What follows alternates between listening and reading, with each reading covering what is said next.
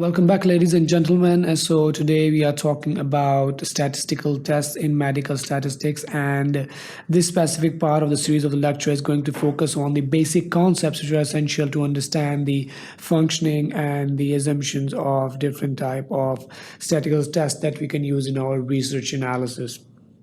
So we're going to talk about the sampling distribution, confidence interval, the standard error of mean proportion, as well as p-value and significance, both in terms of clinical significance and statistical significance. So whenever we conduct a research, it is not possible for us to take data from the whole population, and we sometimes, by the use of different sampling techniques, we select a sample from the population parameter, which is a representative of the population if the sampling is done in a right way, and then we collect the data from that sample and analyze it, and then we try to generalize the results to the whole population. But in that we do have an uncertainty because that sample is not the whole population itself, so there may be a little bit of differences when we talk about the facts and figures generated from the sample or the population.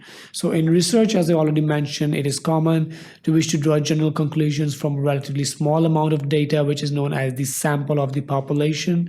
And for that, we often have only a subset of the population, which is known as the sample. And that is what we are interested in our researches.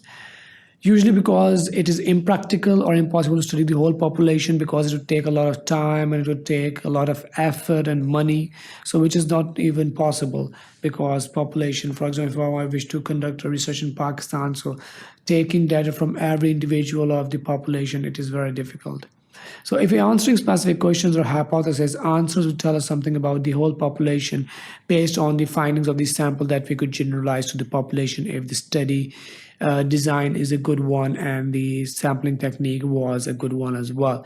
But because we only have a sample, the answer will be imprecise and there would be uncertainty to an extent. So dealing with uncertainty. So element of uncertainty is there because we do not have all of the data. We have a representative part or section or subset of the whole population, which is known as the sample. So statistical methods based on probability theory, because they are talking about probability, because we are not talking about the whole population, we are analyzing the subset of the population. So that's why these methods are based on probability, and which quantifies this uncertainty. So if you're estimating some quantity from our data, we can use these methods of probability. For example, if you want to find out the proportion of patients who have a particular attribute, so we use this probability theory to predict that what would be the proportion of the patients with a particular disease or a particular attribute in the whole of the population based upon our findings of the sample size that we collected. And we can quantify the imprecision in the estimate using confidence intervals, which can be kept from 95%, 99% or whatsoever, but most commonly we keep it at 95%, which gives us a p-value of 0.05 for significance. And we can also use these methods of statistical methods based on probability theory if we are testing a hypothesis. For example, if we have two treatment protocols for or we have two types of drugs that we're giving to patients, and we want to analyze its effects by comparing the blood pressure in both the groups. So that can be the result can be that there would be a statistical difference or not, but that is once again based on the probability, because we're not taking the whole population, we're just taking a certain sample. So we can do a statistical significance test, which helps us to weigh the evidence, the sample difference we have observed is in fact a real difference, and we can generalize this to the whole population. Now, sampling distributions. What happens is that the concept of a distribution for individual values, like what we do, for example, if we have a sample, so we have individual participants in that, and we distribute the data and we get a specific form of distribution depending on the values of every individual. So that can be extended to the hypothetical situation where we have different samples which would act as an individuals, and the population, for that population we can make a sampling distribution. So if we select one sample from a population and calculate the mean value, then the sample mean will provide some information about the overall mean in the population. So how is that done? What we do is that in general, different samples from same population will give different means. We select all those samples and we put all those different means from the samples, and then we make a distribution, a sample distribution out of it. So when we only choose one sample, as we usually do, we get only one range of possible means. But when we take numerous samples and then we stack them and we make a distribution, probability distribution, that is known as a sampling distribution. So in a theoretical way, we can imagine that if we looked at all possible samples and calculated their sample means, then we can look at the distribution of these sample means in terms of the whole population. These sampling distributions are interpreted in a similar way to data distributions. The values of sample means close to the overall population mean are more likely than extreme values, because these samples are actually representative of the population itself. So as we have standard deviation for the normal distribution when we are talking about a single sample, but when we are talking about a sample distribution which there are more than one samples, then that standard deviation is actually replaced by standard error. Now, what is standard error? So suppose we have selected many samples and then the samples means would follow a distribution which is known as the sampling distribution of the mean, as I already mentioned in the previous slide. So we could calculate the mean of these sample means and the standard deviation. So the standard deviation for the mean of these sample means would actually be the standard error. So the standard deviation of the sample means is known as the standard error of the mean and provides an estimate of the precision of the sample mean. So how can we calculate the standard error of the sample mean?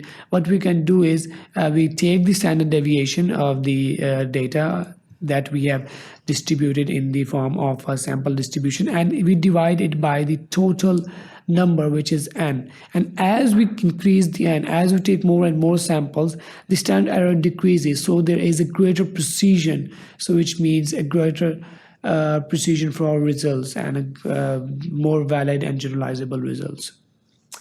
On the other hand, once again, we have the choice of percentage for confidence intervals. Whenever we are taking confidence intervals, as I already mentioned, that they can be ranged from 90% or 95% or 99%, but normally we take 95%. It's most common. So 95% is the most commonly used percentage for confidence intervals, and the multiplier is 1.96 for large samples. What is 9.6 and how is it a multiplier? We'll take it into the consideration in a little bit of time. So when you say 95% confidence interval, this means that we have a 95% confidence that the true value in the population from which the sample was taken lies within the 95% confidence interval. So if there was a 99% confidence interval, then it means that the true value in the population from which the sample was taken lies within the 99% of confidence interval. So 90% confidence interval has the probability of 90% of containing the true values, and the multiplier is 1.64, and for 99% the probability is 99% for containing the right true value, and it uses the multiplier of 2.58. Now here, if you look at this formula here, now this formula is for 95% confidence interval, so that is why the multiplier of 1.96 is used here. So here is the mean, and here is the minus 1.96 multiplied by standard error of the mean, which was calculated in the previous slide using this formula: standard deviation divided by total number of samples under root of total number of samples, which is n. So mean minus 1.96 standard error of the mean to mean plus 1.96 standard of the mean. So this would give us actually a range of values in which the true value may lie. So this is actually the formula for it. We can also use this to calculate an example. So let's suppose that we have 1,513 babies, and we want to calculate their mean birth weight. So mean here we have the 3,325 gram is the mean, and the standard deviation is 528 gram. So here we have put the value of mean in the mean and 1.96 multiplied by. So as we remember that there are 1513 babies, so n is 1513, so we take the under root of 1513 and 528, which is the standard deviation as it is, and this is actually the formula for the standard error of the mean. So similarly for this here as well, so we get that from this data, the 95%, we are 95% confident that the population mean birth weight lies between 3,298 to 3,352. So we use that formula to find out the value. Similarly, we can also find out the standard error for a proportion and confidence interval for a proportion as well. So when we are talking about standard error for a proportion, so as the sample size increases, the sampling distribution of any estimated quantity, it moves towards the normal distribution. So that is why we try to take greater sample size in our study so that our distribution would be normal and we can use the parametric test for significance for our analysis. This property is used to calculate confidence intervals for means and other estimates. So using this, we can calculate the standard error of a proportion and then estimate the 95% confidence interval for a sample proportion as well. Suppose a certain population, the population has a condition. So if we say that N is the total number of individuals and R are the individuals who have that condition. So the proportion would be R divided by N. So based on this R divided by N, we can also find out the standard error of a proportion because we know the value of P, which can be calculated by this formula. So we can calculate the standard error of proportion by taking the under root of proportion multiplied by 1 minus the proportion divided by N, which is the total number. So how to interpret confidence interval for a proportion? Now, as for example, we are taking 95% confidence level, so we can say that at 95% confidence interval for a proportion is a range of values which has 95% probability of containing the true population proportion. And in other words, we have 95% confidence that the true value of the proportion in the population from which the sample was taken lies within the interval. And once again, we can calculate that range by using the same formula. We are using 1.96 once again because for the 95% of confidence interval. So P minus 1.96 multiplied by standard error of proportion, for which we used the formula in previous slide, which was under root P into 1 minus P over N. And similarly, as we found out the standard error for mean, we can also calculate the standard error for proportion, and we can also calculate the 95% confidence interval for a proportion from a large sample using this formula as we did in the previous example as well. So what is a large sample? Now, large sample depends when we are talking about either mean or if we are talking about the proportion. So if you are talking about mean, so for a sample mean, a sample size of 100 is considered large and will lead to sample mean following an approximately normal distribution of the data irrespective of the underlying distribution of the data for every individual sample. In this case, the multiplier 1.96 can be used to calculate confidence intervals because we are keeping the confidence interval at 95%. If the sample is smaller than this, then the data needs to follow a normal distribution, for which, for example, we can use the data transformation or any other method. Now, talking about proportion, for a sample proportion, the sample size can be considered large if R and N minus R are both greater than 5. Now, talking about p-value is actually the probability value, and therefore it lies between 0 and 1. 1 means like, for example, in the interpretation, we'll talk about how the value of the p-value, we can say that there is a statistical significant difference in terms of our test or our outcomes or not. So it comes from a statistical test. It can be either parametric or a non-parametric test of significance that is testing a particular null hypothesis. So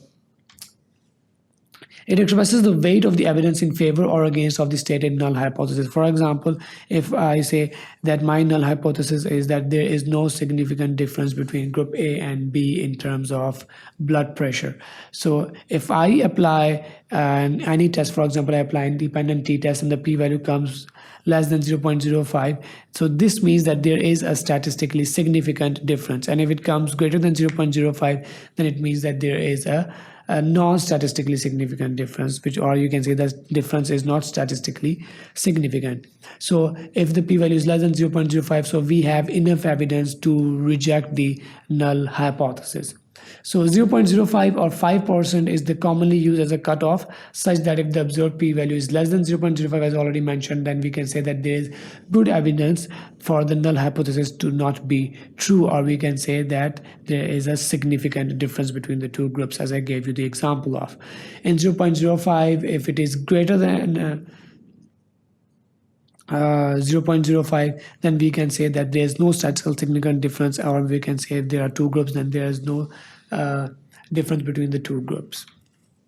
Now, one important point is how to report p-values, because it is very important. So it is best always to report the exact p-value from a test rather than just mentioning p-value is less than 0.05 or greater than 0.05. Or even worse way of reporting would be just to say that p-value is significant, or p-value is ns, which means not significant. So always mention the exact p-value. Now, why to mention the exact p-value? We're going to talk about it, because if the exact p-value is given, then the readers will have all of the available evidence and can interpret the findings themselves. And if they do not have access to, then what happens? They can be misled. How? For example, if we take a look at a study for which the results was of the sort that the evidence provided p-value is equal to 0.045, which means it is a significant difference, which would be regarded as statistically significant. And on the other hand, there was another p-value which was 0.055, which was regarded as non-significant. But if we look at these p-values in isolation, then there is no much difference. There's not much difference between these two p-values. So there's not much difference, but still stating one to be statistically significant and one not to be statistically significant can actually be a wrong interpretation of the result. So just write the p-value so that the readers can also be aware of the strength of the findings. So if the exact p-value is mentioned, so it is always provided, and it should always be provided, because this allows for a full interpretation of the evidence and a correct and exact interpretation of the evidence by the reader. So it is also very important to understand that if p-value is greater than 0.05, it does not mean that there is no difference at all. So not significant and no difference at all is not actually the same thing. There is a difference if p-value is greater than 0.05, but it means that the difference or the evidence was insufficient. So that's how we would interpret it. Now, talking about statistical significance, the size of the p-value, the lesser the size of the p-value, the greater statistical significant difference there is. So the size of the p-value is driven by the size of the real effect in the population sampled. The sample size itself, the greater the sample, the more significant the p-value is, and the variability of the measures involved. So it is important that large samples are more likely to show a significant difference. So in such cases, it is possible for data to show a statistically significant results when the size of the effect is too small to be clinically important, which means that it may be statistically significant but not clinically significant at the same time. Therefore, it is important to look at the size of the effect and confidence interval as well as the p-values when interpreting a test result. Now, talking about clinical significance, this indicates that the difference observed is large enough to be clinically meaningful. It is not the same as the statistically significant, because it is possible that sometimes the findings may be clinically significant, but they may not be statistically significant. So it is not necessarily related to statistical significance, as I already mentioned, because it is a clinical judgment and not a mathematical quantity. So a set of data may not show statistically significant, but the effect size may suggest that a meaningful difference is plausible in terms of the clinical significance of the outcomes. So while a conclusive interpretation cannot be made in such circumstances, it may be a useful pointer to the need for further data and interpretation. So that was all about the basic principles for the use of statistical tests. I hope you learned something new out of it, and stay tuned for more lectures like this. Thank you for watching sqadia.com.